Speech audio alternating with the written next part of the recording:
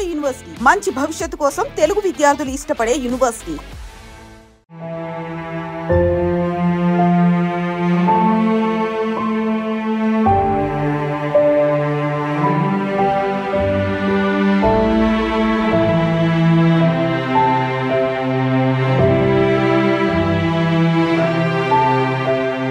ప్రస్తుతం మనం హబ్సిగూడలో ఉన్నాం. హబ్సిగూడలో ఒకే ఫ్యామిలీకి చెందిన నలుగురు చనిపోయిన పరిస్థితి. అంటే భార్య, భర్త, అట్లాగే ఇద్దరు పిల్లలు. వాళ్ళందరినీ కూడా అంటే వీళ్ళు పిల్లలైతే బాబుకైతే విషం ఇచ్చాడు, ఆ తర్వాత పాపకు ఉరివేశారు, ఆ తర్వాత భార్యాభర్తలు ఇద్దరు కూడా ఉరి వేసుకొని చనిపోయిన సిచ్యువేషన్ అయితే కనిపిస్తోంది. యాక్చువల్లీ ఆర్థిక ఇబ్బందులు కావచ్చు, లేదంటే హెల్త్ ఇష్యూస్ కూడా ఆయనను బాధించాయని అంటున్నారు. అట్లాగే 6 నెలల కింద నుంచి కూడా ఆయనకు ఉద్యోగం లేక ఎలా బతకాలో అర్థం కాక చంద్రశేఖర్ రెడ్డి అనే వ్యక్తి కల్వకుర్తికి సంబంధించిన అతను, ఆయన మొత్తం అందరూ ఫ్యామిలీ మొత్తంగా కూడా సూసైడ్ అటెంప్ట్ చేసుకొని చనిపోయిన సిచ్యువేషన్. ఇది సెన్సేషన్గా మారిపోయింది. ఇది హబ్సిగూడ ప్రాంతంలో ఉన్నటువంటి ఏరియాలో ప్రస్తుతం మనం ఉన్నాం. ఆ ఇంటి దగ్గరే మనం ఉన్నాం. చూడొచ్చు, ఇది ఒక ఇండివిజువల్ హౌస్. యాక్చువల్లీ ప్రస్తుతం అయితే ఈ ఇండివిజువల్ హౌస్లో ఎవరైతే లేరు మనం చూడొచ్చు. ఇక్కడ కింద ఒకే ఒక పోర్షన్ మనకు కనిపిస్తోంది, 2 పోర్షన్లు మనకు కనిపిస్తున్నాయి. మరి టెనెంట్సా లేకపోతే ఒకటైతే లాక్ చేసింది ఉంది, ఇంకొకటైతే మరి లాక్ చేయనటువంటి పరిస్థితి. ఒకసారి పైకి వెళ్దాం. లిఫ్ట్ కూడా ఉంది ఈ బిల్డింగ్కి. ఇది ఇండివిజువల్ హౌస్. ఓనర్ అయితే ఇక్కడ ఉండరు అని చెప్తున్నారు. బట్ మనం చూడొచ్చు బిల్డింగ్ మొత్తంగా కూడా ఈ సీసీ కెమెరాస్ మనకు కనిపిస్తున్నాయి. టోటలీ సీసీ కెమెరా లెన్స్లో ఈ బిల్డింగ్ అంతా మనకైతే కనిపిస్తోంది. ఈ పక్కకు కూడా అన్ని కూడా నివాస ప్రాంతాలు. ఒకసారి మనం పైకి వెళ్దాం. పైన ఏమైనా ఇన్ఫర్మేషన్ దొరుకుతుందా, ఎవరైనా చెప్తారా అనేది కూడా మనం ఒక ప్రయత్నం అయితే చేద్దాం. ఇది కూడా ఇంకా కూడా కొంచెం కన్స్ట్రక్షన్ నడుస్తున్నట్టుంది. కొత్త బిల్డింగో ఏంటో ఒక్కసారి కనుక్కొని ప్రయత్నం చేద్దాం. ఇక్కడ ఒక పోర్షన్ మనకు కనిపిస్తోంది. ఒక్కసారి ఎవరైనా ఉన్నారా ఏంటి మాట్లాడే ప్రయత్నం చేద్దాం. హలో అండి సార్.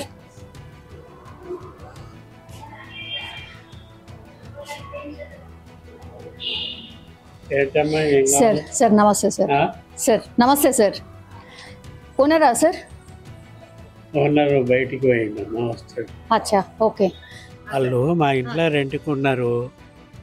ఆయన లెటర్ రాసిండు, ఎవరు బాధ్యులు గారు, మా కుటుంబం మొత్తం చనిపోతున్నాం అని చెప్పిండు, వెళ్ళిపోయిండు. మీరు ఇక్కడే ఉంటారా సార్? నేను ఉండరా? వాళ్ళని ఏమైనా చూసారా సార్? వాళ్ళని చూసారా ఫ్యామిలీని? నాకు ఎవ్వరూ తెలియదు. నేను ఎప్పుడో ఒకసారి 1-2 నెలలకు ఒకసారి వస్తాను. వానికి ఏదో అప్పులైనాయి, వాడు చచ్చిండు. మా ఇంట్లో చచ్చిండు కానీ మాకు బాధ అంతే. అంతకంటే మీకు ఎవడైనా కానీ ఇంట్లో తావద్దు, లాడ్జింగ్ తీసుకొని పోవాలి, లేకుంటే రైలు కింద పడాలి, సావాలి. మా ఇంట్లో వచ్చి చచ్చుడేందమ్మా పిచ్చిముండ కొడుకు. ఇదేం పద్ధతి? బాధ ఉంటది. ఆఫ్ కోర్స్ మీ ఇంట్లో కిరాయి ఇళ్ళల్లో ఇప్పుడు మాకు మళ్ళీ వేరే కిరాయిలు ఉన్నారు, వాళ్ళు ఎంత బాధపడుతున్నారు. మాకు ఓనర్కి మాకు నష్టమేం లేదు, ఇంకా కిరాయికులు ఉన్నారు, వాళ్ళు బాధపడతలేరు. అవసరం అది? ఎడ్యుకేటర్ మళ్ళా చనిపోయిన ఎడ్యుకేటర్ ఉంటే అట్లా ఉంటారా?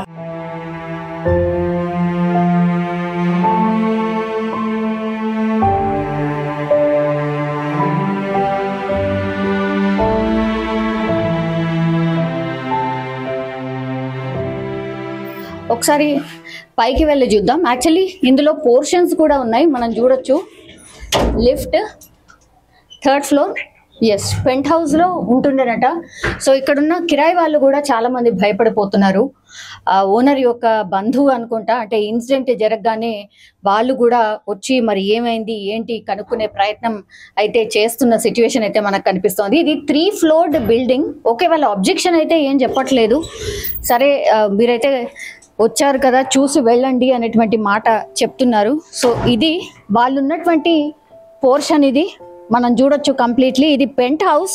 సో ఎవరితోని కూడా సంబంధం లేకుండా ఉండేటటువంటి హౌస్. పాపం వాళ్ళ బట్టలన్నీ కూడా ఇక్కడే ఉన్నాయి, అట్లాగే ఉండిపోయినాయి. వాళ్ళ ఫ్యామిలీకి సంబంధించిన ఆనవాళ్ళు అనుకోవచ్చు ఇవన్నీ కూడా. సో పూర్తిగా బయటనే ఉంచేసిన పరిస్థితి. అండ్ సైకిల్, ఆ బాబుకు సంబంధించిన సైకిల్ అనుకుంటా, కేవలం 10 years మాత్రమే కదా ఆ బాబుకు సంబంధించిన సైకిల్. సో ఒక్కసారి ఈ ఇంట్లోనే ఇన్సిడెంట్ జరిగింది. ఇది కిరాయికి తీసుకున్నటువంటి ఇల్లు కావడంతో ఓనర్ కూడా కొంత ఆవేదన వ్యక్తం చేస్తున్నారు. మా దగ్గర వచ్చి చనిపోవడం మాకు బాధాకరం కదా, ఎందుకంటే ఇది 3 stored బిల్డింగ్ కాబట్టి వేరే కిరాయి వాళ్ళు ఎవరైతే ఉంటారో వాళ్ళు కూడా భయపడిపోతున్నారు, అయ్యో ఇట్లా జరిగింది ఏంటి అనేది కూడా. సో ఆయన యొక్క ఆవేదన ఇది. కానీ ఒక ఫ్యామిలీకి సంబంధించిన వాళ్ళు అందరూ ఒకే చోట ఇట్లా ఈ పోర్షన్లో చనిపోయినటువంటి పరిస్థితి మనకైతే కనిపిస్తోంది. ఇన్సిడెంట్ జరగగానే నాకు తెలిసి ఇక్కడ మనకు కనిపిస్తోంది కదా, ఈ లోపలికి అంటే ఎంట్రీ కావడానికని దీన్ని బ్రేక్ చేసినట్టు మనకైతే అంటే అర్థమవుతోంది. అండ్ ఇంకోటి లైట్ కూడా కనీసం ఆఫ్ చేయలేదు. ఒక్కసారి వీళ్ళు సూసైడ్ చేసుకున్న తర్వాత కంప్లీట్లీ ఇది లాక్ చేసిన సిచ్యువేషన్ అయితే కనిపిస్తోంది. హబ్సిగూడలో జరిగినటువంటి ఇన్సిడెంట్ అది ఒకే ఫ్యామిలీకి సంబంధించి 4 చనిపోవడంతో మాత్రం ఇక్కడ ఈ కాలనీ అంతా కూడా నివాస ప్రాంతాలు చుట్టూగా మనం చూడొచ్చు, పూర్తిగా కంప్లీట్లీ ఫ్యామిలీ పోర్షన్స్ మనకు కనిపిస్తున్నాయి. అట్లాగే పక్కనే మనకు ఒక పెద్ద స్కూల్ కూడా ఉంది. సో స్కూల్కి దగ్గరగా చాలా మంది చూసుకొని ఇట్లా రెంట్కి ఉంటూ ఉంటారు. సో వీళ్ళు కూడా అట్లనే వచ్చి ఉంటారు. ఈయన కూడా గతంలో ఒక కాలేజ్లో లెక్చరర్గా పనిచేసిండు చంద్రశేఖర్ రెడ్డి కూడా. సో అట్లాంటి వ్యక్తి మరి సూసైడ్ చేసుకోవాల్సిన సిచ్యువేషన్ వచ్చింది అని అంటే ఇంకా నా వల్ల కాదు, ఇంకా ఏం చేయడానికి లేదు అన్న పరిస్థితుల్లోనే ఇట్లా సూసైడ్ చేసుకున్నట్టు కూడా ఆయన సూసైడ్ నోట్ కూడా రాయడం జరిగింది.